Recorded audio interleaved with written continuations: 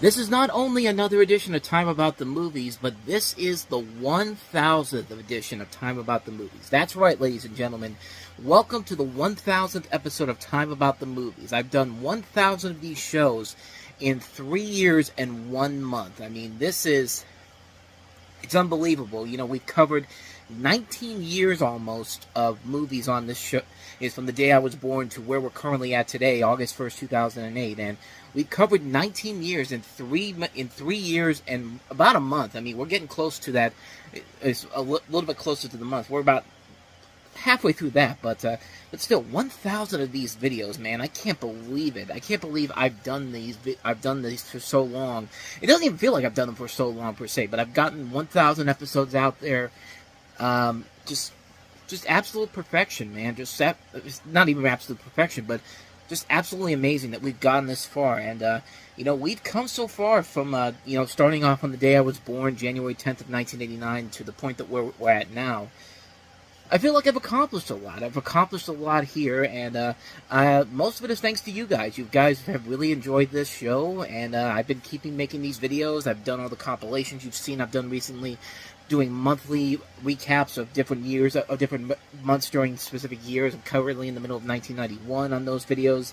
I've done the clipless versions over on the Reviewing Network Live. I put a lot of time and effort into these videos, man, and I mean, I feel like I've accomplished a lot on here. This isn't meaning that I'm going away anytime soon. No, we're going to keep this going until we reach the end date of this, which will still be, if we're going by where we're at right now, considering where I was last year, I think around 2002, we're still about a couple of years away from getting to the end of this here. We're kind of at the halfway mark of where we're at right now, so I'd say about 2 years more time, we'll get to the end of this show. But we still got a long way to go here, and excuse me, and yeah, with 1,000 episodes, you would think that we would have a very good show this week, but not so much this week. We've got 3 movies in particular to look at today, and none of them really are that spectacular.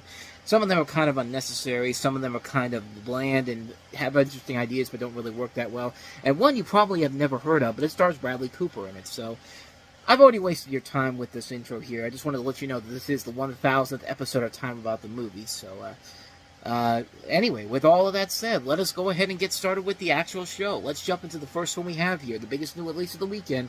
That's, of course, The Mummy, Tomb of the Dragon Emperor. First. Keep going, Dad. You raised another mummy. Discover the legend. Welcome to the 20th century! Behold the mystery. Abominable snowman! And experience the power of China's Dragon Emperor. Die, you mummy, die! The Mummy, Tomb of the Dragon Emperor. Rated starts August 1st. God, this series went downhill pretty quickly, and not even really quickly. I mean, we're between 7 years between The Mummy Returns and this movie, and by that point, I don't think anybody really gave a shit about The Mummy anymore. And in this one, you have Jet Li starring as the evil Emperor Han, who was cursed by the sorceress Zizhan, who transformed him and his armies into mummies. In 1946, the explorer Rick O'Connell, once again played by Brendan Fraser, and his wife Evelyn, not played by Rachel Weisz, but this time played by Maria Bello, are invited by the British government to take a relic, the Diamond, the Eye of Shangri-La, to China.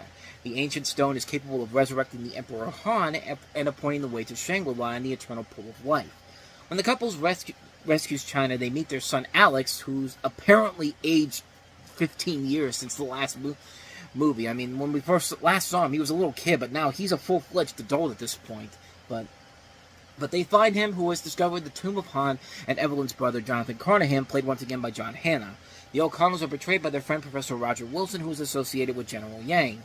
Yang wants to serve Emperor Han, so he resurrects the mummy, and they head to Shangri-La. The guardian of Han's tomb and Zi's daughter, Lin, tells them the only way to destroy Han are to prevent him from reaching Shangri-La or being stabbed with stabbing his heart with a cursed dagger. Excuse me.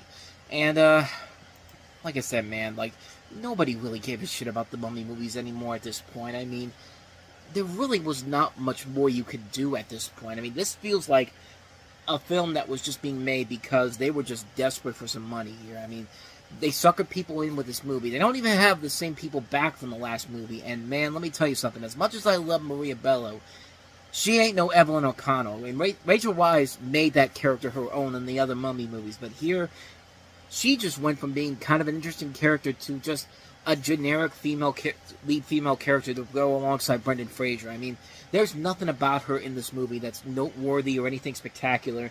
And there's definitely a difference between her and Rachel Weisz. I mean, there's definitely two different ways to portray this character.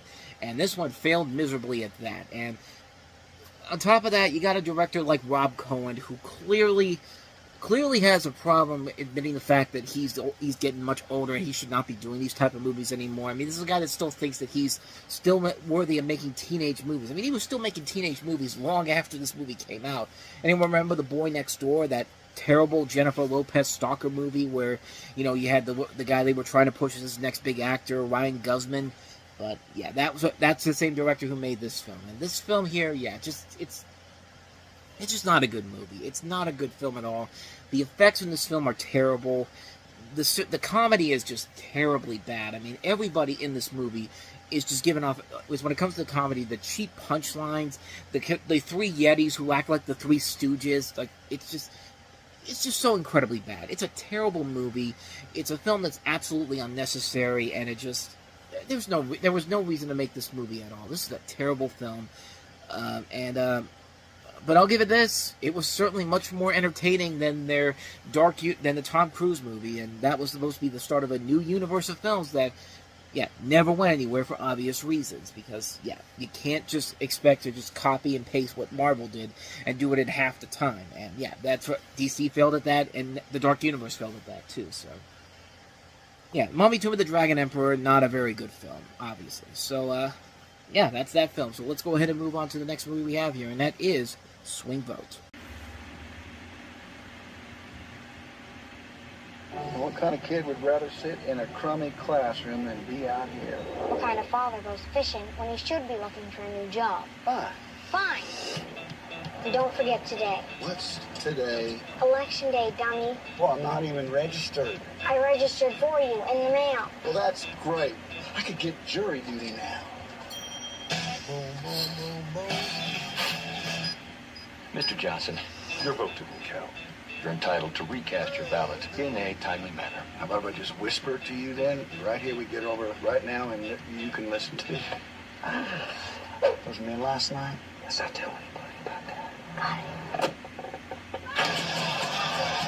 A single or regular ballot is holding up a final decision for the American presidency. So many. One American citizen will effectively choose the next president of the United States. This is OJ big. Bigger. All we have to do is win over one American mind. I want to know what he reads, what television shows he watches. Welcome to the party, bud. People really like you, bud. They feel like you're one of them. I don't really feel comfortable with this.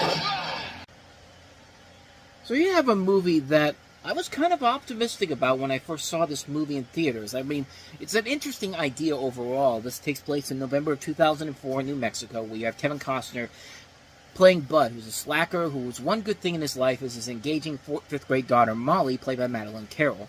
On Election Day, Bud is supposed to meet her at the polling place. When he doesn't show, she sneaks about and is about to vote when the power goes off. It turns out that New Mexico's electoral votes will decide the contest, and there it's tied with one vote needed recasting, and that's Bud's. The world's media and both presidential candidates, played by Dennis Hopper and Kelsey Grammer, one of them is the current president, descend on Bud in anticipation of his revote in 2 weeks. Can the clueless Bud, even with the help of Molly and a local TV reporter, handle this responsibly?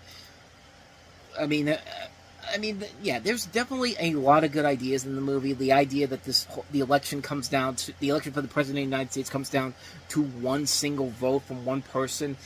This would be something that should be easily taken care of in a matter of moments. But you know good and goddamn well this would never happen in real life. I mean, we just live in a world where politics are so much wider than you expect it to be, and the fact that it would ever come down to one vote, never going to happen. And even if it's not even with this last election that we had, which okay, controversial opinion time. I should probably not be saying this, but yeah, I was Kevin Costner in this case here. I was somebody who didn't really care about the election, and I didn't even vote. I mean, I think if you watch me long enough, you know who I would have voted for, but I just didn't want to do it. I just didn't feel like voting for it. Plus, my one vote was not really going to make much of a difference in general, considering who won, and the fact that he won by a wide margin. I'll just say that. So, yeah.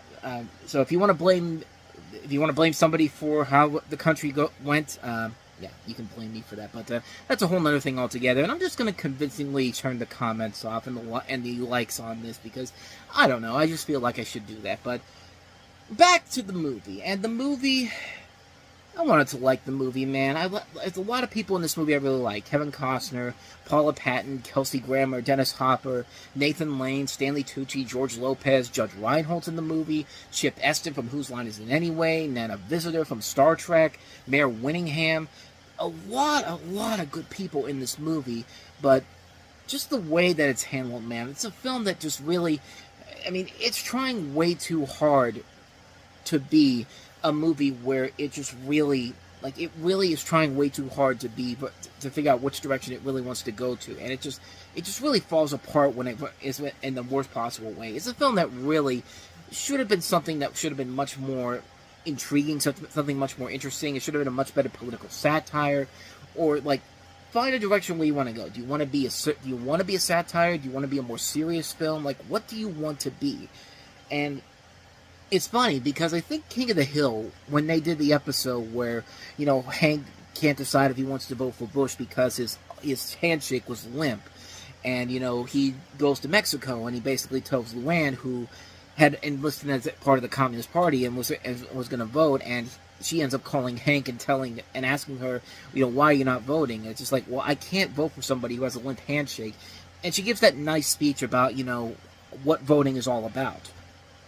Essentially saying that it doesn't really matter who you vote for as long as you vote. Like, I mean, that should be the main, but that did a much better job of trying to get that point across than a movie like this did, which I think really had trouble figuring out what direction it wanted to go, or what even the candidates really wanted to do, because, I mean, they changed their opinions to try to appease this one guy, and it really has one of those big FU endings where it's just like, yeah, you can leave it ambiguous if you want to, but I'm sorry, you gotta, this is one of those movies where you can't really do that, because, yeah, it backfires big time what they do here in this movie, and it just didn't work for me. It's just a film that had so much potential with it, with the cast they had here, but it just falls apart with a story that sounded intriguing at first, but just can't decide which direction it wants to go, and leaves it on an ambiguous, figure-it-out ending that really has no idea what the main goal of it was. What am I supposed to take away from this movie? Like, I mean, it's just not a good movie, man. It's a film that I had so much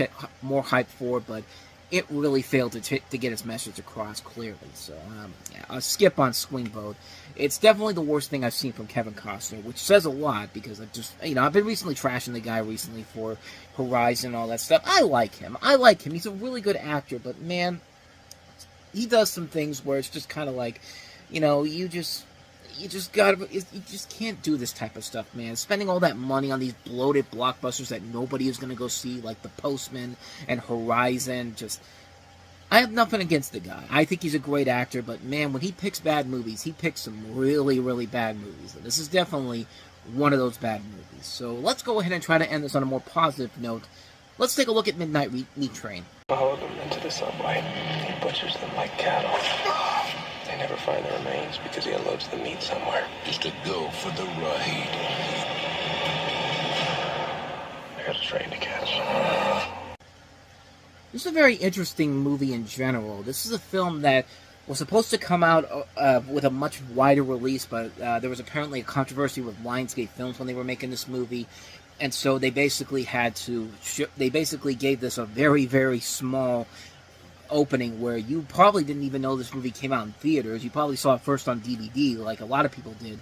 But I knew it was coming. I just didn't know when it was coming to any theaters in general. But this is based off of one of Clive Barker's stories found in Volume 1 in his collection, Books of Blood, where you follow a photographer played by Bradley Cooper who attempts to track down a serial killer dubbed the Subway Butcher, who's played here by Vinnie Jones, and discovers more than he bargains for under the city streets. Also have Leslie Bibb, Brooke Shields, Roger Bart, Ted Raimi, so there's a pretty good list of people involved in this movie. And so what happened was that they were supposed to release this movie in May of 2008. It would have came out the same weekend as The Chronicles of Narnia, but they pushed it back, and they were limited to the secondary market with only 100 theaters, and planned for it to come out on DVD. And it really pissed off a lot of people who made the film, especially Clive Barker, who thought the studio's president was shortchanging other people's films to focus more on stuff like The Strangers, which Drake had a credit on. And so the film eventually got shipped off to DVD and Blu-ray and kind of faded away into obscurity, honestly. Because when it got shipped off there, nobody was really ever talking about it since then. But honestly, I think they're missing out on something really good. This is a really intense film, and I think having a really good cast that includes people like Cooper and Bibb and Vinnie Jones really elevates the film. And it's really the best thing from Clive Barker since the original Hellraiser. I mean, this is definitely a film that is right up there with the original Hellraiser in terms of a great chilling movie, a really intense film that really keeps you on the edge of your seat. It's a well-put-together film, and I'm kind of disappointed the film didn't get a proper film release in general, because this thing probably would have killed if you released it in the right time period. I mean, this could have done very well around Halloween. Like, if people were looking for a new Halloween movie to maybe not go and see the new Saw movie that was coming out later that year, this thing could have played very well around that time, but sadly, that's just not the way things worked out here. And the film came and went, didn't really go anywhere, and it's a shame because there's a lot to admire about the film. I think it's a very well-made film, and yeah, it's one you should definitely check out. It's a very underrated film. Definitely worth it. Midnight Meat Train. Definitely check it out. Dude! I thought we see them shoot. What? Did they follow you here? Let's get out of here. Get the snacks, food, throw us. We are going to hunt these guys down. Dale, Saul, We're gonna kill them all. Whoa, come on. No, I think we should stay. Why? I'm in the dumpster already. Frog life. Pineapple Express. Does yours smell weird? Smells like tapioca. Rated R.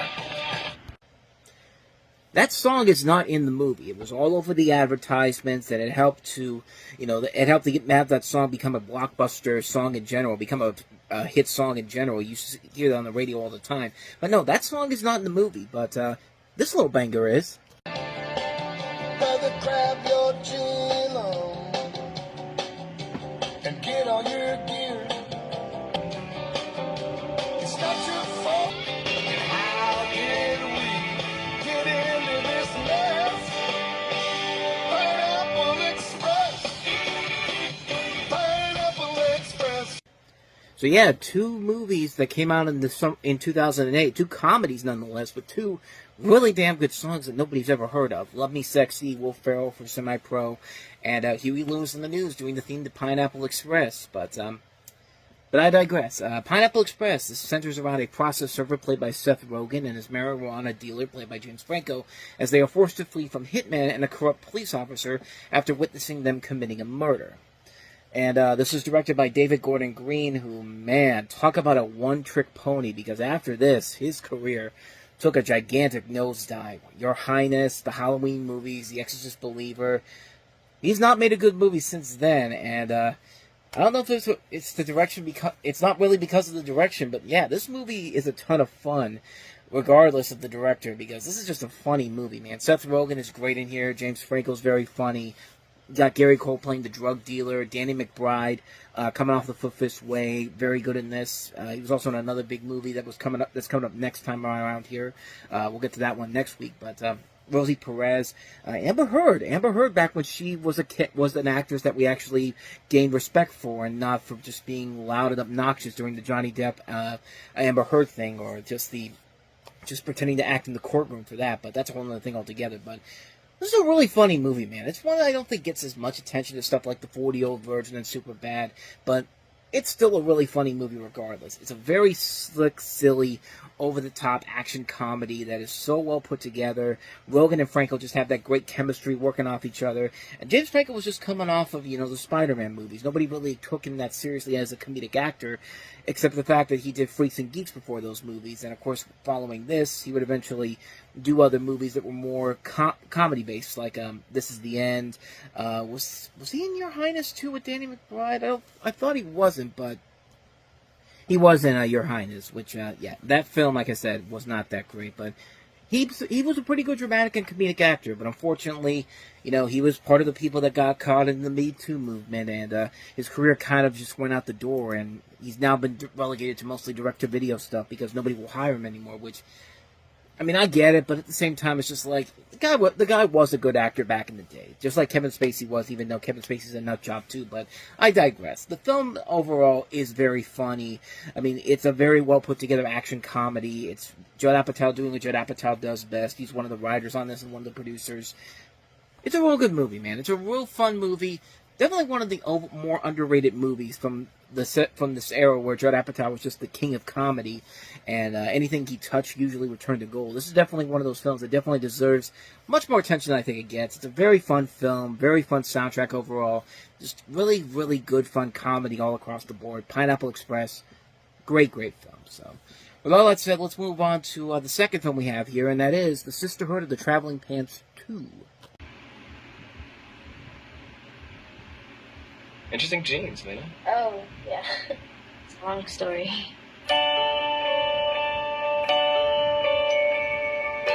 For as long as I could remember, the four of us shared everything. I believe that the sisterhood could survive anything. But we had to learn on our own how to become ourselves without losing each other.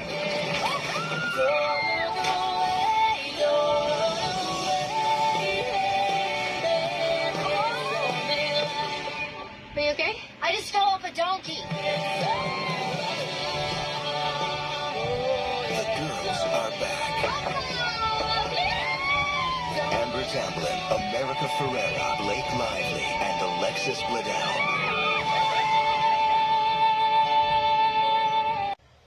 As you can see, they've now essentially taken the Sex and the City Mamma Mia approach of, let's just go ahead and get these women together, and let's go and film this in an exotic location, and who cares about an actual plot in general. But the big differences between Sex and the City and Mamma Mia is that these movies are actually enjoyable, and they actually do serve a purpose, and they actually have people that you do want to see get together and hang around and have lives that are very interesting and all, but still does not make any sense how this single pair of pants essentially fits all these girls, but that's beside the point here. The Sisterhood of the Traveling Pants 2.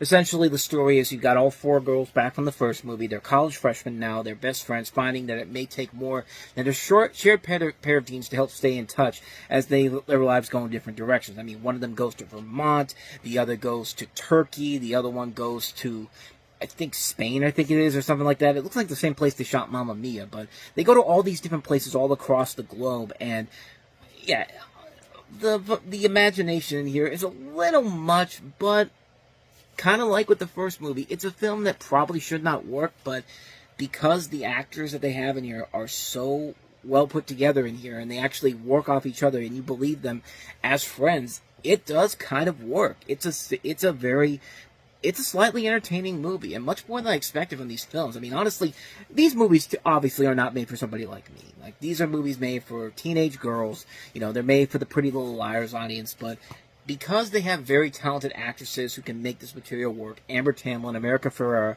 Blake Lively, and Alexis Bledel, not to mention a good director in Sanaa Hamri, who did Something New before this, which was actually kind of a decent movie overall, and she would later go on to do Just Right after this. And she does a very good job of handling this film overall. Like I said, this doesn't have the Sex and the City thing of, you know, let's just have a random story, let's put these people in elaborate places and give them basically bad Adam Sandler humor to get the comedy out of here. Or Mamma Mia, where the characters are so obnoxious and annoying and won't stop screaming at one another, where it gets on your goddamn nerves pretty quickly. None of that is in this movie. It feels very realistic. It feels very much like a film where they actually do evolve the characters around. It kind of reminded me a little bit of My Girl 2. Even though that one was not as good as the original My Girl, it does at least try to advance the story a little bit more by giving these characters, you know, bigger problems as they get older. And again, it works because the characters are working off each other very well. They have a lot of really good actors who can make this material work, a lot of good people in the cast overall. Not everything about it works. There are obvious moments where, you know, it's there to titillate the teen girls that are watching this movie in general, but it's a decent film. It's a film where I would say it's not my cup of tea, but these movies are actually not that bad overall. I mean, they're very entertaining. They got a lot of very good talent all across the board to make it work. It's a good movie. It's a good movie for teenage girls. For someone like me, I probably won't watch it again, but I'm glad I saw it again. Just like I saw with the first movie. I mean, they're perfectly serviceable films, and they're not offensive to women in general. It doesn't give these women a bad name by having a movie like this come out, and it's a good movie. It's one where I'd say, like I said, a one-time watch. I think it's perfectly fine for someone like me who, obviously, this is not made for. It's good for a one-time watch, but I think most teenage girls are going to enjoy this. And, yeah, it's a decent movie overall. So that's my thoughts on Sisterhood of the Traveling Pants 2. Filming a movie, 3 of Hollywood's biggest stars were kidnapped. Yes? Anybody got some bug spray? Now they'll have to stop damage. Got an award. Hey, let's see. I mean, shut up now. Okay, then start fighting back. This might not make it better. Like, not on the same flight? Ben Stiller, Jack Black, Robert Downey Jr. Hey, Why are you still in character? man, I don't drop character till I've done a DVD commentary. Tropic Thunder. I mean, just what a great movie this is, man. Ben Stiller, Jack Black, Robert Downey Jr., Jay Baruchel, and Brendan T. Jackson star as a group of prima donna actors making a Vietnam War film, and when their frustrated director decides to drop them in the middle of a jungle and dies in an accident, they're forced to rely on their acting skills to survive the real action and danger. And of course, this parodies a lot of war films, you know, the Hollywood studio system, method acting. You have a cast that includes some top names in here: Nick Nolte, Danny McBride, Matthew McConaughey, Bill Hader, Tom Cruise. I mean, this is a great movie, man. This is a film that just right from the get-go, just really, like, right from the get-go, it's just like, okay, you're in on the ride, because they show these impressively funny fake trailers from all the actors in the movie. Like, you have Robert Downey Jr.'s character as this Australian actor who, you know, he has this film with Spider-Man and Tobey Maguire back then. Jack Black's in an Eddie Murphy comedy. Ben Stiller, Eddie Murphy type comedy, like The Nutty Professor. Ben Stiller is in a movie where, you know, he's like an action hero. And then you got the young guys in here: Jay Baruchel, Brendan T. Jackson. Brendan T. Jackson, this was actually his first film that he was in, and I remember seeing him in. I think a lot of people saw him in this, but of course, Ben Stiller is also an actor who's trying to branch out into other things. Like, one of his more notable misfires was Simple Jack, which is basically a movie that's making fun of, like, you know, the Forrest Gump formula, the Nell formula, that type of stuff. I mean, they even have a line in the movie where it's like, you don't go full retard, and that's exactly what he did in that movie.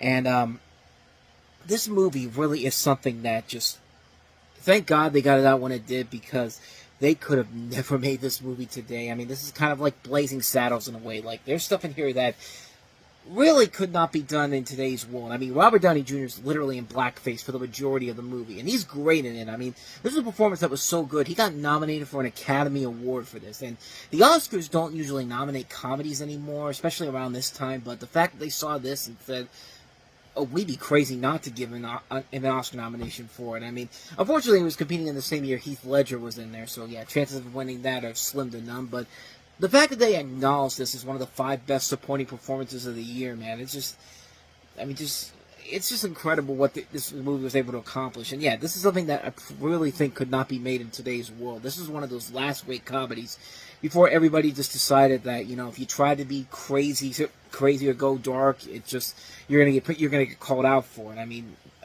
the jokes about Simple Jack and everything, like the bad guys in here, their favorite movie is Simple Jack, and there's even a part where Ben Stiller has to reenact the movie in general, and it's bad. It's just a bad performance with the bad teeth and all that stuff, and it's so funny. This whole movie is so goddamn funny, and the performance that really kind of gets overshadowed in this is Tom Cruise, who plays the head of the studio, Les Grossman, and nobody knew that he was in this movie until they saw the film, and it's just like, that guy kind of looks familiar, because it's him in all this makeup and all that stuff, and it's just like, that's not Tom Cruise, and at the end of it, it's just like, holy crap, that is. I mean, like, that's an incredible, incredible performance by Tom Cruise that sadly gets overlooked when you look at this movie. But it's really, really fun to see him just go all out with this, and it's fun to see him make fun of himself. I mean, this was around that time when he was kind of seen as the crazy person. I mean, he wasn't seen as the rebirthing star that he is now with stuff like Top Gun, Maverick, and the Mission Impossible movies. I mean, this is kind of at a point in his career where, you know, he was coming off of the whole thing with United Artists buying that studio, and you know, and you know, doing something like this, showing that he's allowing himself to be funny like this. I mean, it's very, very good stuff. Matthew McConaughey, I mean, this is a great movie for him, coming off of the really bad films he'd been attached to. I mean, this shows that, hey, this guy's got a lot of talent to him. And I mean, the concept overall is just hilarious. I mean, this was the perfect movie to end a really good summer on, because yeah, this was a film that was just so well put together, so hilariously done. Ben Stiller does a fantastic job writing this, directing this, starring in it. Everybody does a great job in this movie. I mean, what more can you say that hasn't already been said already? Tropic Thunder is absolutely incredible. It's one of the best comedies I've ever seen. Just a funny, funny movie. Tropic Thunder is amazing. If you have not seen it yet, do yourself a favor and see it, because you are missing out on a truly, truly great film. Tropic Thunder is a must-see film, no question about it. And now we get to the others, the movies on this list here that are very, very forgettable when you really delve into all of them. But let's start with the first one we have here, and that is Star Wars: The Clone Wars. In a galaxy far, far away, the untold chapter of this Star Wars saga is revealed. On August 15, they have nowhere to run. Skywalker is the Republic's only hope. Star Wars: The Clone Wars. Rated PG, in theaters August 15. No, not the good Clone Wars, not the Genndy Tartakovsky one. No. This is the pilot episode to the Cartoon Network series, which, okay, it's not the worst thing ever, but it certainly was not as good as the Genndy Tartakovsky one. That one is still the top of the list here. But, I mean, this is basically the feature-length pilot episode that they would show on Cartoon Network. Like, this would be the equivalent to the Foster's Home for Imaginary Friends pilot episode in a way. Because, you know, the story here is that you have Count Dooku and Jabba the Hutt's Uncle Zero orchestrating a plan to turn Jabba against the Galactic Republic by flaming the Jedi for the kidnapping of his son. While Anakin Skywalker, played here by Matt Lanter, and his newly assigned apprentice Ahsoka Tano, played by Ashley Eckstein, attempt to deliver the child back to his father, Obi-Wan Kenobi, and Padme, lead separate investigations to uncover Dooku and Zero's plot. Now, of course, a lot of these people would be involved in whenever Star Wars went over to Disney, such as Dave Filoni, the director of this, who has gone on to become the chief creative officer for Lucasfilms. But the problem with this movie was the fact that the trailer gives you kind of an indication of what they were trying to sell this movie as. They were trying to sell this as the future of Star Wars. Like, this is what Star Wars is supposed to be going forward. And by doing that, you are doing yourself a major, major disservice trying to save this series that was already on bad terms with the prequels in general. And this is the only Star Wars thing released by Warner Brothers. It was the first time they took Star Wars out of 20th Century Fox into another studio. And yeah, it just didn't work out in their favor, and the thing kind of crashed and burned and really didn't go anywhere. This movie didn't, but of course the show did become a little bit more successful, and especially considering that, you know, that's a series in general, more people were keen to that than this.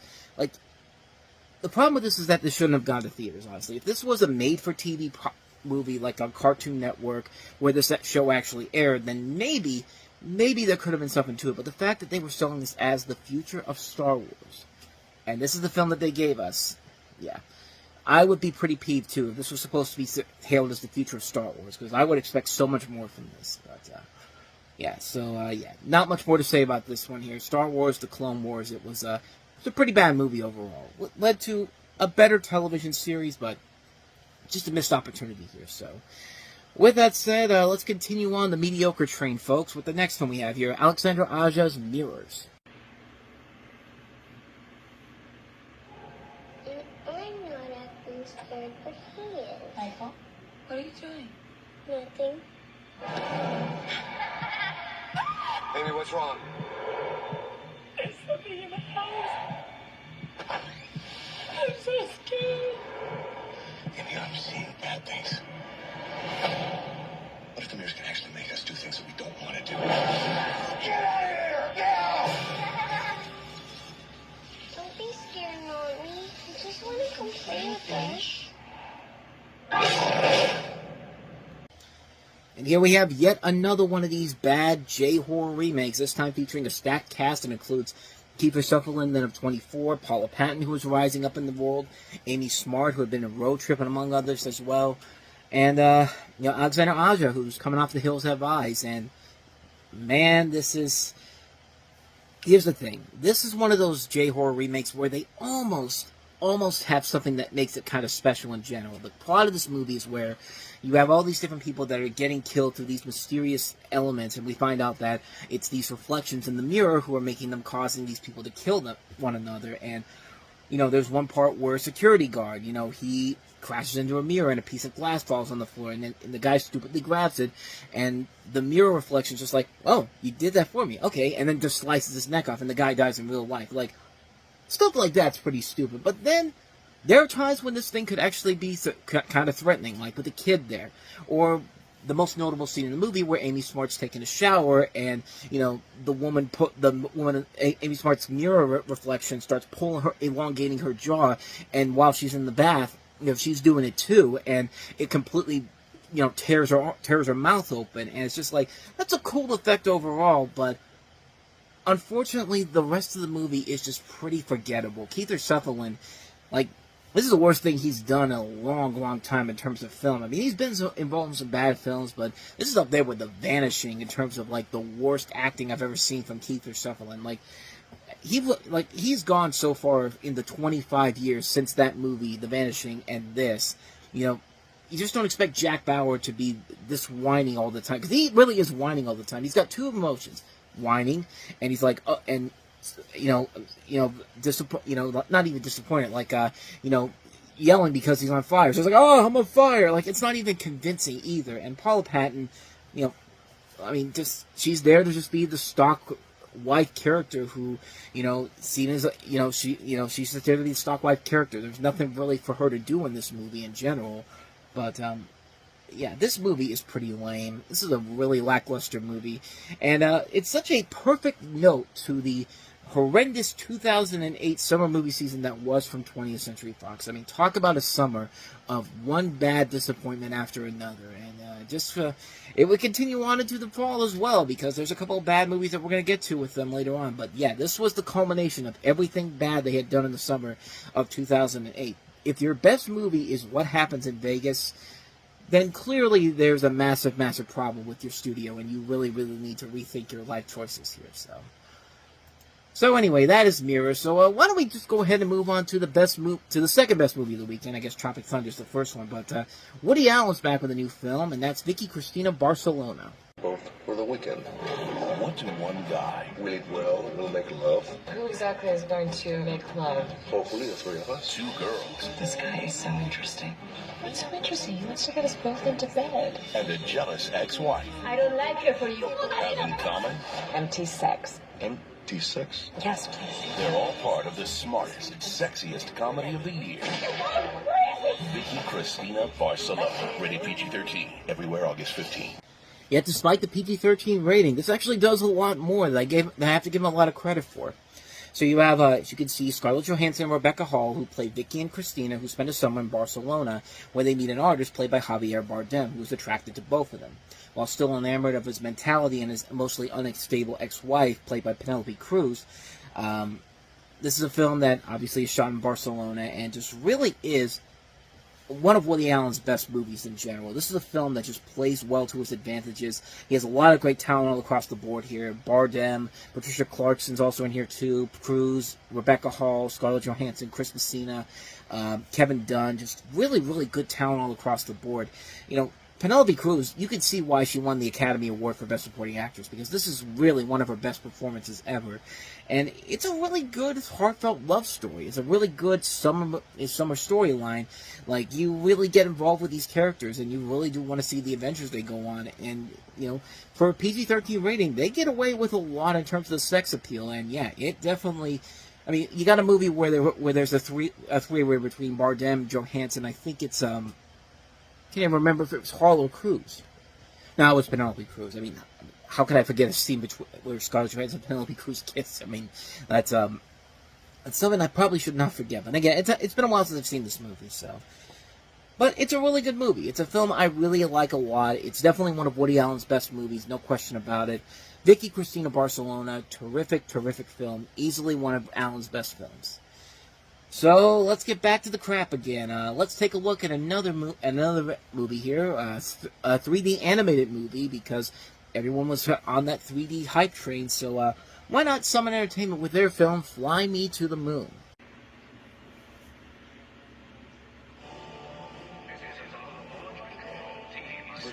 Of a nation to land on the moon would take fearless explorers, noble heroes, and the ultimate fly boys.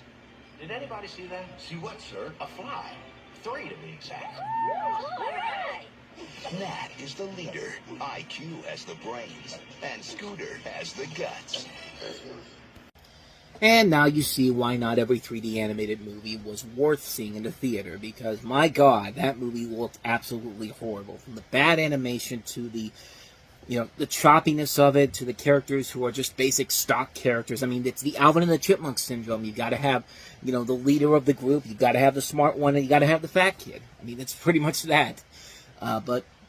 And the idea is pretty interesting. You have a film that's a fictionalized retelling of the Apollo 11 mission, incorporating a story of 3 young flies that stow away on the rocket to fulfill their dreams of going up to the moon, while their families take on a group of Soviet flies who try to sabotage the mission. But then again, when your cast list includes Kelly Ripa, Christopher Lloyd, Nicolette Sheridan, and Tim Curry, chances are you're not in for a real good treat. And even Tim Curry, as much as Tim Curry can usually elevate a film to another level, like, you don't go to an animated movie to see the highlight names of Kelly Ripa and Nicolette Sheridan. But Buzz Aldrin's also in the movie too, I guess. So, yeah, this is a pretty bad movie. I don't think I need to tell you why. I mean, you could see it in that trailer alone. It's just a really bad-looking film. It's a terrible-looking film. It's very choppy. It's not well put together. It's a lazy film, so... Not much more to say about that one, so let's just go ahead and move on to the last one we have here. Henry Poole is here.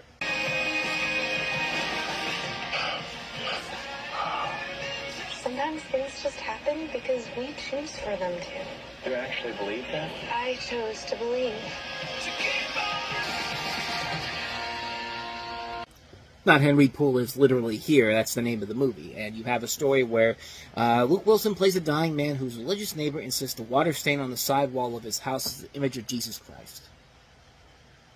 That's all that happens. That's basically the movie. I mean, this is a film that has kind of a really lame premise overall. Yeah, it's got a lot of good actors in here. Luke Wilson, Radha Mitchell, Adriana Barraza from Babel, Cheryl Hines, George Lopez, Richard Benjamin. But that's all it is, man. This is directed by Mark Pellington, who did U2 3D, which we talked about earlier in the year. But then again, he also did the Mothman Prophecy. So yeah, take that for what you will. But it'd be fine if there was something interesting to this. But Overture Films overall, I mean, we've talked about some of their movies before. A lot of them were very bad. This is a film that really doesn't have that spark that it really needs to elevate it into something on a different level. Like, it doesn't really have that movie where, the actors can really save the film in general, and it's just like, it feels like a really bad movie you would see on the Lifetime Network, and they throw in all these different pop songs on the soundtrack that feels really, really unnecessary. Like, why is the song It's All Because of Me in there? That's just one of the songs that they're in there. They throw Bob Dylan songs in there. They throw other songs that you're familiar with, and it's just like, what's the point? Like, what am I going into this movie for, and what am I supposed to get out of it? I mean, like, you can watch the It's Always Sunny in Philadelphia episode where they find a watermark that they think is Jesus Christ, and that would be that's more interesting than anything that's going on in this hour-and-a-half movie. I mean, this is a pretty lousy film. I mean, just wasted talent all across the board. I really wish there was something I could say that was positive about it, but there's just nothing here, man. It's forgettable. It's one that you're instantly going to forget about in a matter of days, and quite frankly, I've already forgotten about it. I don't even know what movie we were just talking about, honestly. For the past 9 years, Shelley has ruled the mansion. Hi, girls. Hi, Shelley. Looking good. But today, she's about to get a wake-up call. They're kicking me out. Maybe it's because of your age. But I'm 27. But that's 59 in bunny years. I don't have anything. I don't know what to do. You need a yacht. A yacht? Yeah. This summer, Looks like a bunch of little Playboy mansions. he's looking for a place to call home. Do you ladies go to school here too? We're the house mothers of the sororities. This would be perfect for me. This is not a brothel. Oh, I'm not looking to make soup. Try Zeta. Their last house mother was hospitalized with hallucinations. Awesome. Now, Hello? sometimes when you need help, How can we be so smart that everyone kind of thinks we're losers? Greetings, Earthlings. the person you least expect My name is Shelley, and I'm here to be your house mother. will be exactly what you need. We have to be popular. Guys like her. And since guys don't like us, I figured Shelley here could teach us how. I am just so happy that you guys want me here. This is Harmony. Harmony. And then Joanne. Joanne. What is that?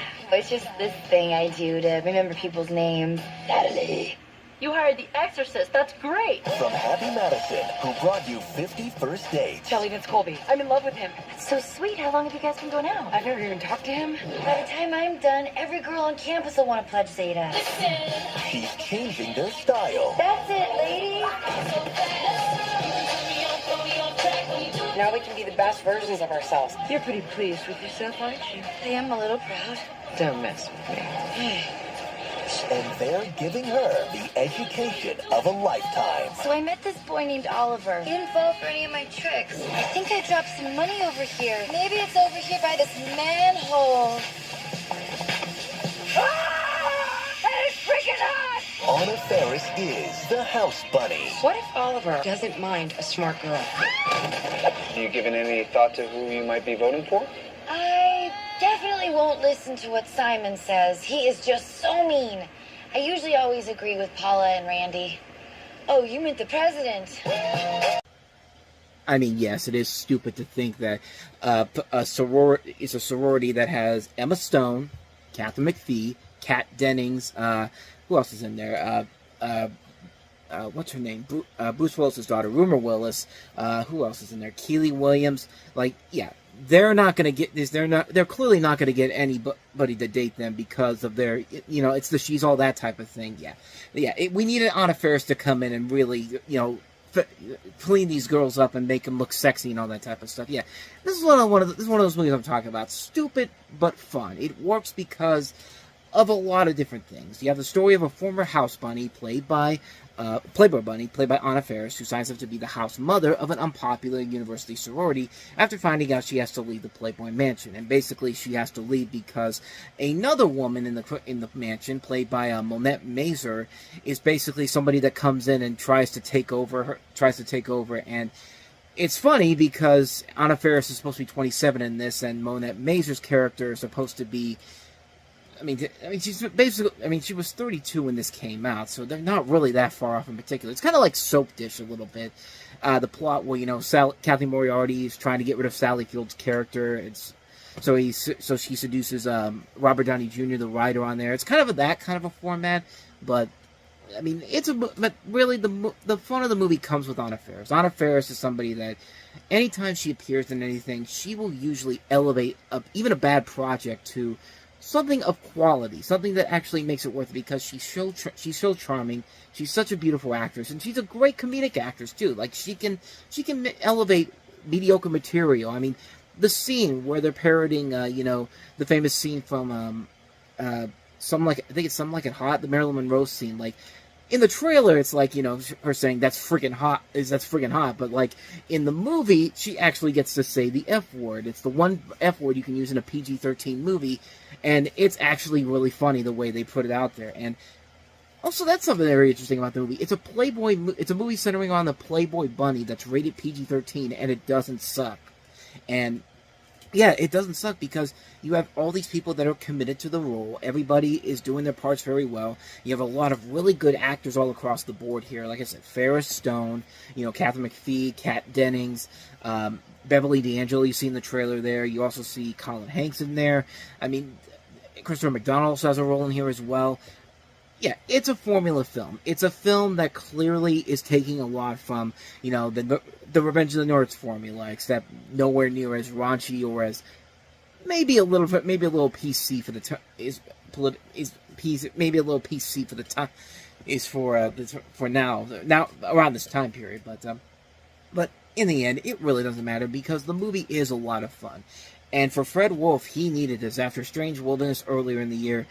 This really showed what he can do as a director as a whole. This is really his best film as a director as a whole. And again, it works because you've got so many good, talented people who can elevate the material and make it work, especially Anna Faris. And it's a really good movie. It's a really fun film. It's a very enjoyable movie. Silly, stupid, absolutely. Fun? Oh, most definitely. And speaking of movies that are stupid, silly, and fun, that's the perfect way to describe our next movie, Jason Statham in the remake of Death Race. The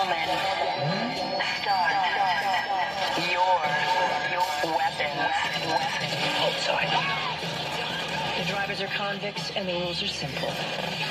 There are no rules. That's entertainment. Burn me? You can shoot me, but you can't kill me! On August 22nd, Sure you're up for this? drive to survive. Good show. Death Race, rated R, starts August 22nd. I think we're starting to realize here that once you take Paul W.S. Anderson away from the Resident Evil movies, he actually can be a decent action director. I mean, Alien vs. Predator worked once you got rid of all the stock characters, and the second half of the movie is pretty awesome. And this film is pretty awesome, too. After that, it's after Resident Evil, after 2010, that's another story altogether. But Death Race in 2012, remember this was still around the time when we all thought 2012 was going to be the end of the world thanks to the Mayan calendar. But in 2012, amid economic chaos and high unemployment, Americans watched by the millions as criminals with life sentences race armored cars on Terminal Island. 2/3 of the combatants die, but the winner may earn his freedom.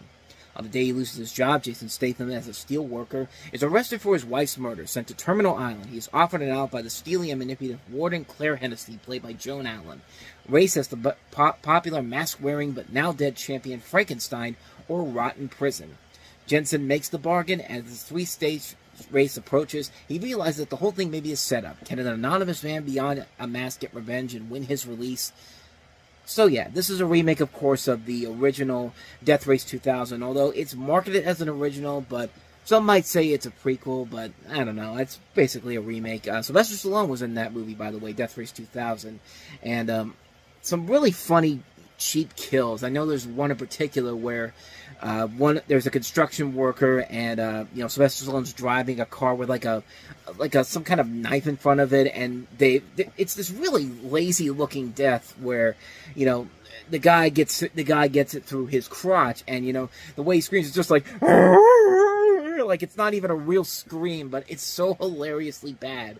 Like, I can't help but laugh about it, and that's really the best way to go into this movie. You can't help but know going into it that it's going to be really stupid, it's going to be really silly, and if you can do that, you can have a ball with this movie, and I certainly did, because, yeah, this is absolutely ridiculous. It's one of the more chaotic, stupid films you could possibly imagine, and it works because the actors are completely game on it, kind of like with The House Bunny. Jason Statham can make stupid stuff like this work as well as it can. I mean, the Crank movies have been the perfect example of that.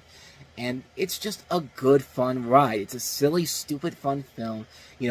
We're getting a lot of we're in that time period where usually we're getting a lot of bad movies, but here's a film that basically says, we can be, we might be a bad movie, but we can at least have fun being bad with it, because there are a lot of moments in here where it gets completely ridiculous and stupid, and yeah, that's part of the fun of it. It's a really silly movie. It knows exactly what it is. It's just a good, fun time all across the board. It's not insulting the intelligence of a loyal fan base like the Resident Evil films do, but this is a good, fun time. Silly, stupid, violent as hell, crazy, insane, but a lot of fun. I enjoy the hell out of this movie. Death Race is one of those, not even a so bad it's good guilty pleasure movie. It's just a good, fun time all across the board. I mean, go into it knowing what you're going to get, and you're going to have a good time with it. I know I did, but anyway, let's go ahead and move on to the next movie we have here. A movie directed by Fred Durst, that Fred Durst of Limp Bizkit, and it's a movie with Ice Cube and Keke Palmer. I mean, what movie could this possibly be? Let's go, hustle! See, not looking that good this shit, do they, Curtis? He was a hero who lost his way. I used to play football in high school. That's pretty good, too. He was a loner who didn't belong. Is this like the nerd table or something? Ma, everyone hates me. Curtis, I need your help. It's about your niece, Jasmine. What's wrong with her? I really need somebody to hang out with her. I don't even like kids. Don't you know she's still waiting on her no-good daddy to show up? Go get Dr. Phil or the dog whisperer. Who are you here for? Jasmine Plum. Would you like to tell the kids what you do? You know, I did all kind of entrepreneurial endeavors. He sold makeup. It wasn't makeup. It was beautification products. Now, You gonna talk to me or what? two people with nothing in common Jasmine, throw me that ball. Come on, girl, throw it. Do you know what a down and out is? are about to take a chance Receiver number 1, Beyonce, and my personal favorite, Tyra Banks. on something that's never been done before. Girls don't play football. You good at this. How's the team? Not quite there yet. I might have something that'll help get you there. I'm not letting her put her hands under my King Kongs. Don't you mean your ping pongs? Hike the ball. Yeah, you on the team. Coach, we ain't changing in front of her. She's a girl. Wow. Got a little dirt in your skirt? You gotta knock her out of her training, bro. Beyonce! Beyonce! Oh, she ain't the only girl on the team no more. Yeah, I bet this is what you were all expecting the directorial efforts of the guy who sang the song Nookie would give us. But, yeah, this was a very odd pairing. Ice Cube, Keke Palmer, and Fred Durst as the director. But, and what's even stranger is that they made a slightly enjoyable, fun little sports film. You have Keke Palmer playing Jasmine Plummer, who is the first girl to participate in the Pop Warner football tournament with the Harvey Colts, led by head coach Richard Brown Jr., and Ice Cube plays her uncle, Curtis Plummer, and, yeah, it's definitely a movie that you look at and you think to yourself, okay, we've seen this formula done before so many times. There's no way this could possibly work. And yet, somehow it really does come together. I mean, yeah, it's a formulaic story. It's basically the underdog sports story. But when you have actors that are game and can make it work, it can work really well. I mean, you've got Ice Cube, who really gives a really good performance in this. It's a very underrated performance, and it makes you realize, yeah, this guy can actually act. He's not just a rap. He's not just a rapper and or Craig from the Friday movies, what is he in? I can't even remember what's his name in Barbershop. I should know this. I'm sorry. I'm holding you up here, but come on. What the hell's his name? Calvin. Like, I've seen the Friday movie so many times before, but then you realize that when you look at Ice Cube, it's just like, oh yeah, this guy was in Boys in the Hood. This guy can act, and he really does give a good performance here. And Keke Palmer, this is, I believe, her first movie role after Akeelah and the Bee really brought a lot of people's attention to her, and she continues to show why she was a really good actress in the making here. And of course, now she's become a really good actress now with stuff like Nope and One of Them Days. But yeah, to expect all this from a movie from directed by the guy who sings for Limp Bizkit of all things, like, that's the most baffling thing about the film. But even more baffling is just how the film surprisingly works really well here. I mean, you've got a lot of really good talent here, and you know, there's a really lot of good direction here. It's a very good little sports film. It's not a movie that's asking you to be smart about this. It just wants to give you a good time here with a very formulaic storyline here. But you know, a lot of these movies have a lot of that. We have a lot of these movies like this. The Mighty Ducks movies, you know, Major League, Little Giants. Maybe not Major League. I know they made them into PG-rated movies in the years since the R-rated one, but mostly the Mighty Ducks and Little Giants. I mean, stuff like this, we've seen this done before so many times, and yeah, it's corny. It can really be formulaic on a number of different levels, but when they work, they work. I mean, a lot of those, I like the Mighty Ducks movies. I like Little Giants. I like Rookie of the Year. I like The Sandlot.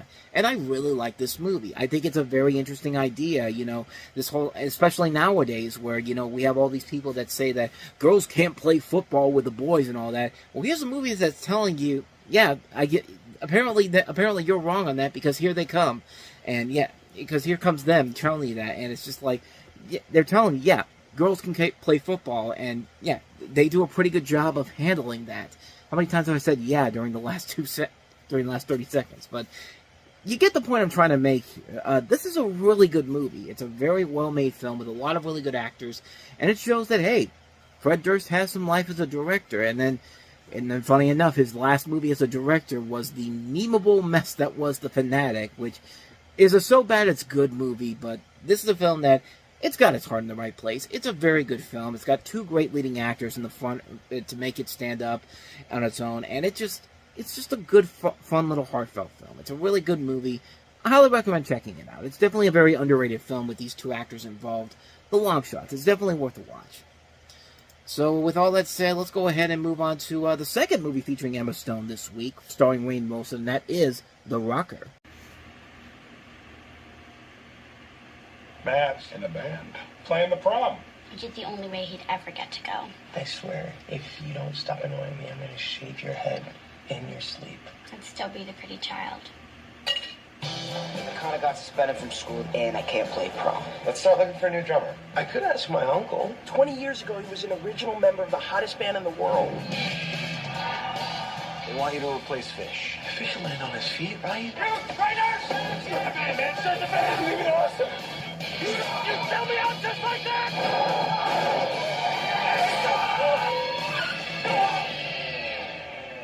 Hey, Uncle Rob. No, I will not buy beer for you and your friends, nor will I rent you my password to porn sites. I was just wondering if you'd play the drums with us. Yeah, just for one night. This gig is the closest I'm ever gonna get to ladies. You're looking to score. I can respect that. We're on in 5 minutes. We're headlining. We shouldn't be going out until at least 11. It's the prom. It's over at 11.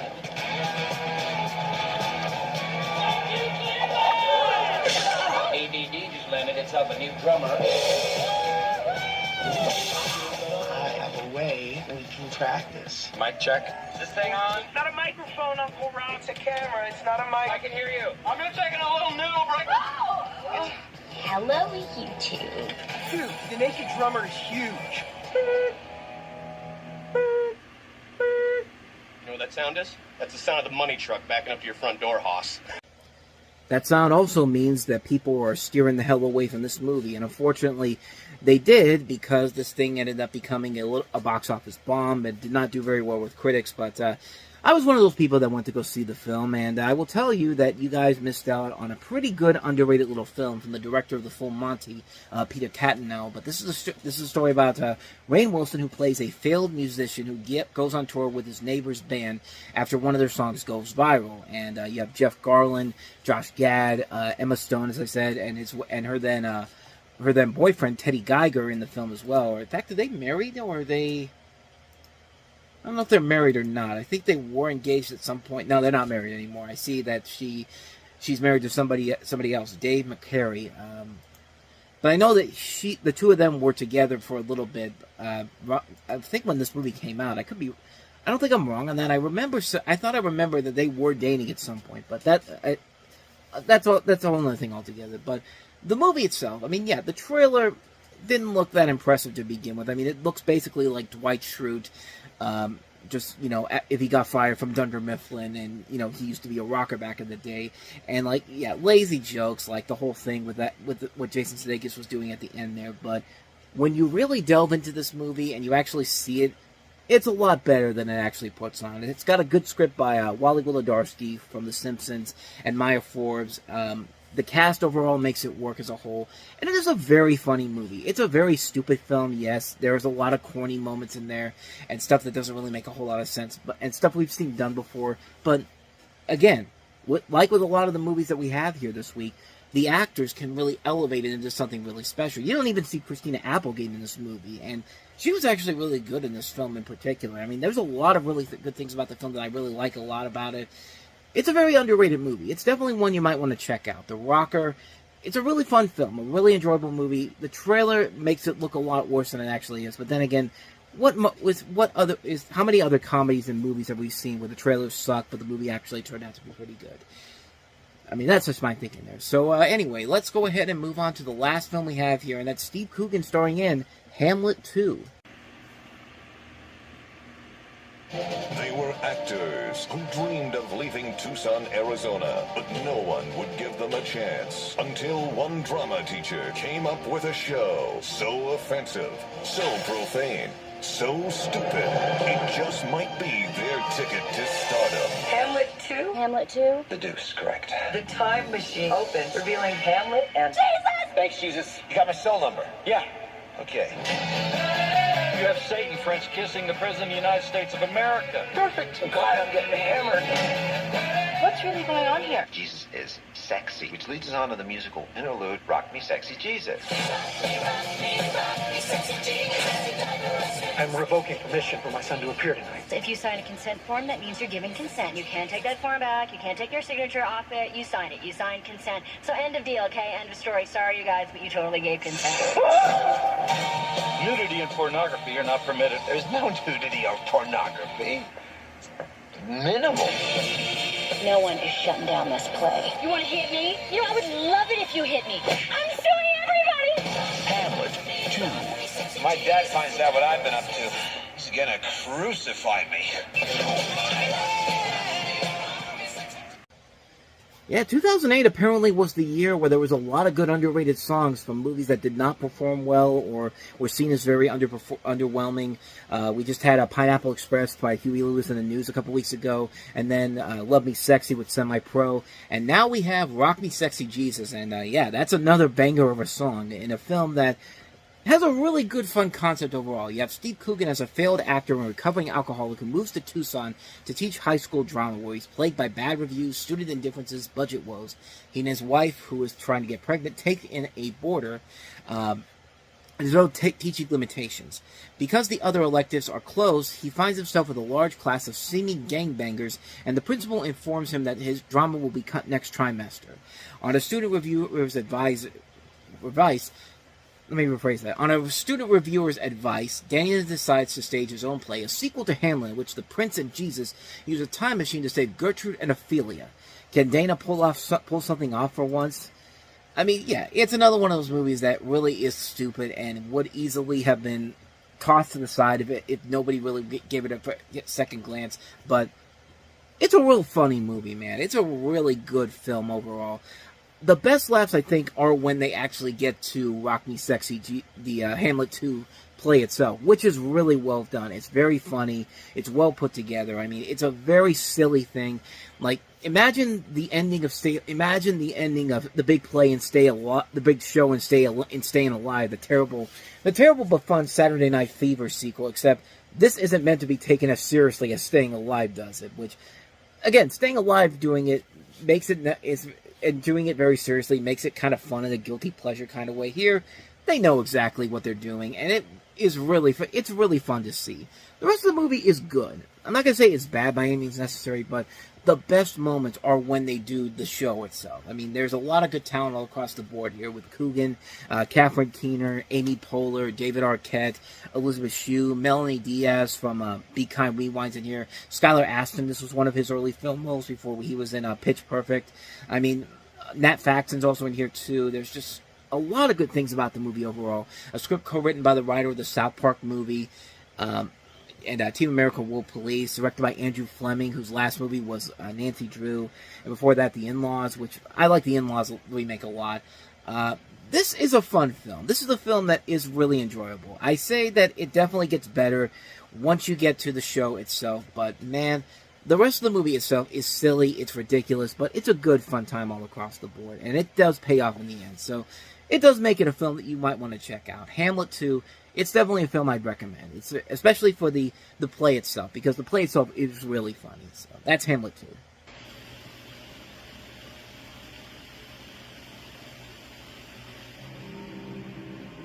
Save the planet. What for? Life's simple. Kill or be killed. A survivor's code. My code. And it all sounds great until the day you find yourself confronted by a choice. A choice to make a difference or to walk away and save yourself. I learned something that day. Too bad it was the day I died. And it was at that moment that Vin Diesel realized, you know, maybe going back to the Fast and Furious isn't a bad idea after all. And sure enough, that's his next movie after this. But Babylon AD, in the near future, the mercenary Turok, played by Vin Diesel, is hired by the powerful criminal Gorski to take a woman named Aurora, played by Melanie Tierney from Inglourious Basterds, from a Noah-like convent in Central Asia to New York. In return, he will receive a large amount of money and a clear passport. Turok joins Aurora and her guardian sister Rebecca as they cross the dangerous Russian landscape, chased by mercenaries that also want Aurora. On their journey, Turok discovers that Aurora has special abilities, and once in New York, they see on the news that the Noel convent has just been bombed. When Aurora discloses that she's a virgin and pregnant with twins, Turok realizes that there's something sinister behind her mission, and that he and Sister Rebecca are not part of Gorski's plans. So yeah, it's Children of Men, except even stupider and not good at all. And yeah, sure enough, that's what this movie is. It's a movie that's literally just a bad rip-off of Children of Men, and clearly a movie that was not made for anything noteworthy, except the fact that they had Vin Diesel, they thought they had a hit on their hands, but yeah, sure enough, it didn't work out that way. This was actually based off of a graphic novel of the same name, I believe, Babylon Babies, and this director, Mathieu Kassovitz, actually did Gothica a few years ago, but he had a different version of this movie. This is one of those movies that clearly went through a lot of studio interference. There were actually two different versions of the film released. There was one released by StudioCanal that actually was released in France and Germany, but then the US version only ran for about 90 minutes, even though the StudioCanal version ran about 11 minutes more than that version did. But that version eventually made it onto the DVD as the raw and uncut version, which even then, it still didn't work out. And even Kassovitz has disowned the final film, and he likened it to a bad episode of 24, and said that Fox was basically in the project all the way through. So basically, yeah, this was not his version, and I don't know, maybe his version probably could have been better, but I don't know. The original sci-fi is very hard to come by, even though this is based off of a novel, but yeah, as we see nowadays with Mickey 17, trying to create a new sci-fi franchise is not always going to work out here. You can't be the next Star Wars. You can't be the next Star Trek. You got to elevate something. You got to give us something new and creative to work with here. That's why Blade Runner became the hit that it's now become. But yeah, this movie in particular just really wasn't that good. It wasted a lot of good talent all across the board here. Michelle Yeoh was also in the movie too, playing Sister Rebecca, and she came out of this relatively unscathed. Vin Diesel, I really do think this was the movie that made him realize that my career is going nowhere, and hey, I just got a call from Universal saying, hey, we were doing a new Fast and Furious movie, we're getting the gang back together, want to come join us? And he said, yeah, sure, why not? And sure enough, his career got a big boost back once he came back to the Fast and Furious, and lo and behold, he's now one of the biggest stars in Hollywood. I mean, associated with that series, the Guardians of the Galaxy, I mean, he's gone on to become a prolific name once again, but we'll delve more into that when we get to Fast and Furious coming up. But yeah, Babylon AD is one you could definitely avoid. It's a film that was clearly made to just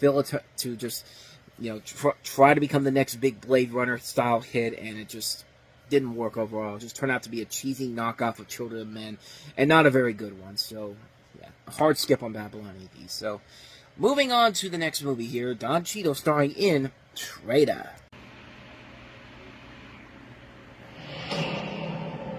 About 6 months ago, we picked up an intercept. Raise the threat level. Double up protection.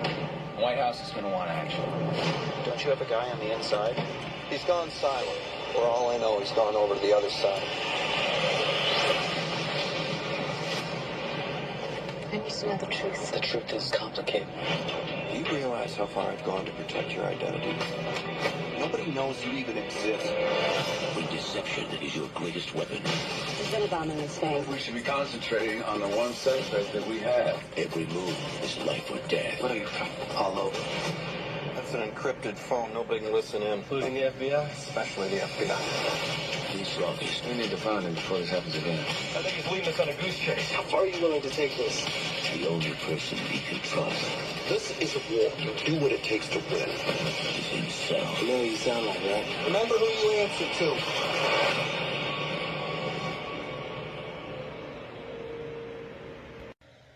How about an actual movie where the only person you can trust is nobody because you can't even trust yourself? I mean, they did that already with the Bourne movies. I mean, Jason Bourne couldn't even trust his own self with who he was in particular, but why not have a movie about that? Why not have a movie about somebody who can't trust anybody, even himself, and even he doesn't know what he's going to do? Like, he has like a split personality. I think that would make for a pretty good movie. I'm pretty sure there is a movie out there, and I'm just not thinking about it right now, But anyway, this is Trader, a former Sudanese-American soldier played by Don Cheadle, with a background in explosives, is the prime suspect in a search by an FBI special agent played by Guy Pearce for the bomb maker in a string of global terror explosions aimed at civilians. And the most interesting thing about this movie is that this is actually based off of a story by, of all people, Steve Martin. That's Steve Martin. I'm thinking to myself, I did not realize that until I saw the name in the credits. I'm thinking, what the hell is Steve Martin doing involved in this film? And sure enough, I mean, he wrote the story for this film. He's not in the movie at all, but, I mean, I find that kind of interesting, but then again, that's probably the only remotely interesting thing about the movie in general. The rest of the film itself, it is what you think it is. I mean, it basically looks like another episode of 24 or an episode of Homeland, that type of show, but this director, Jeffrey Nachmanoff, he's done a lot of he's done some notable things. The Day After Tomorrow. He has worked essentially in television with stuff, but not until well after this movie came out. Like he did Detroit 187, Homeland, Chicago Fire, Hostage, The Brave. Was one of the directors on Daredevil, Born Again, and you know, I don't know. I watched this movie, and really, I didn't get too much out of it, per se. It was a film that is mostly going by with the talent that they have involved in here, because you see Don Cheadle, you see Jeff Daniels, you see Guy Pearce, Neil McDonough. There's some notable names all across the board in here. Archie Panjabi from The Good Wife is in here. But, yeah, other than that, though, this is a film that really kind of comes and goes. It's a film that probably has good intentions overall, and it's a curiosity thing just to see what Steve Martin's able to do with a story that he wrote. I mean, he didn't have a hand in the script and all, but just the fact that his name is attached to this film is kind of intriguing on its own merits, but it's just not enough to save the film in general. It's kind of a typical bland film, released by Overture Films again. Overture Films, we've kind of talked about their films overall, and so far, they have not had any real winners, or movies that I should say, or something actually kind of worth watching, but who knows? Maybe that'll change down the road here. And in fact, it will change, because there is a couple of movies here coming up that I've seen from them that are actually kind of good. But not this one. So, yeah, a skip on Trader, unfortunately. So, and let's go to the King of Crapola, Jason Freeberg, Kings of Crapola, I should say, Jason Freeberg and Aaron Seltzer, with their latest abysmal mess that was so terrible that Fox basically said, we don't want nothing to do anymore. We've got our own bad slate of movies that we've got to deal with for the rest of the year. So we're going to ship you off to Lionsgate. They'll take anything. And sure enough, they saw this and said, oh, hell yes, we'll take disaster movie from you.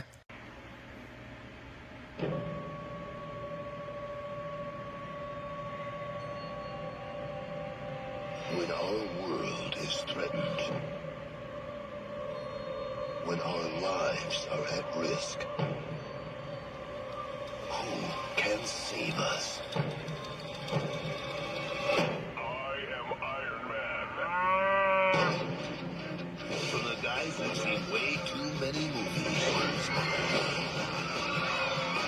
Aunt Montana's dead! Goodbye, my fans! Keep rockin'! And don't forget to buy my 2 new CDs in stores now! Comes the most incredible, the most enchanting. Where am I? What is this enchanting place? The most disastrous. Hell no. I'm out of here.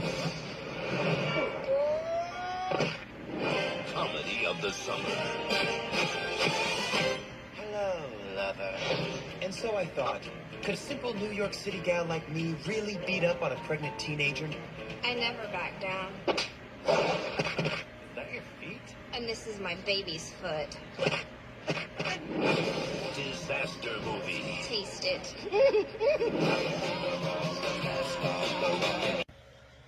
I mean, did you really expect anything from classy from Jason Freeberg and Aaron Seltzer at this point?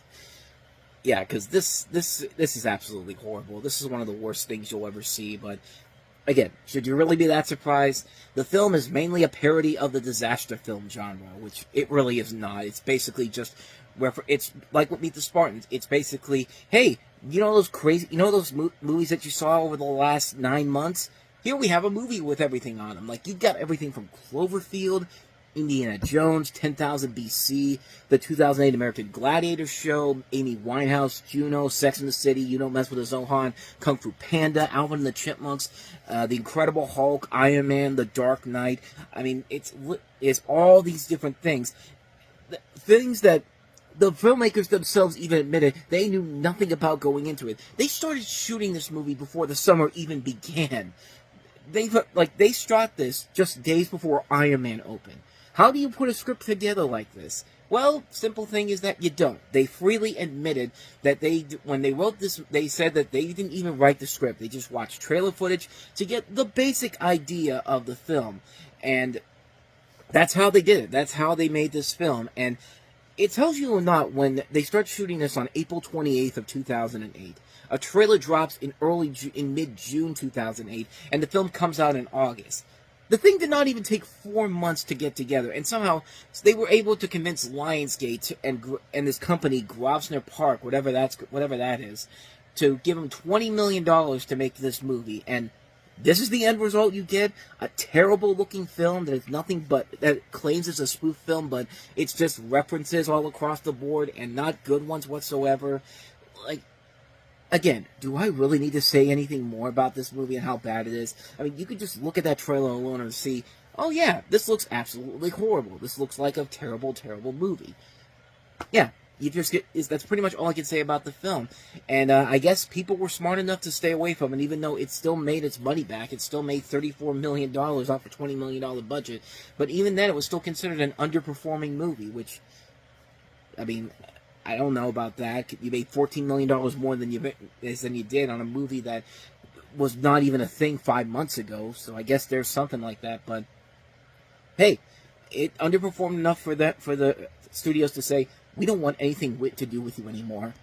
Because right after this movie came out, I think every studio out there basically said, yeah, we don't want anything to do with you anymore. Because after this movie in particular, and then following that up, they did one more film at Fox, and then after that, nobody gave a shit about them anymore. They went straight to DVD, where they have died and rotted forever. They're still alive, unfortunately, but yeah, it's been rotting away for so many years. They've been rotting away there, so at least we know that the end is near with these really bad spoof movies. Like, when it's so bad that even the star Kim Kardashian says she can't watch it because of how much she didn't like the movie. Kim Kardashian says she can't watch this. Think about that. So she made something that is so terrible that even she can't bother to be seen in it, to see herself in it. Like, that's how you know it's that bad of a movie. So yeah, what more can I say? Disaster movie is, no question, a disaster of a film. So, let's see if we can turn the tide with our last film we have here, and that is College.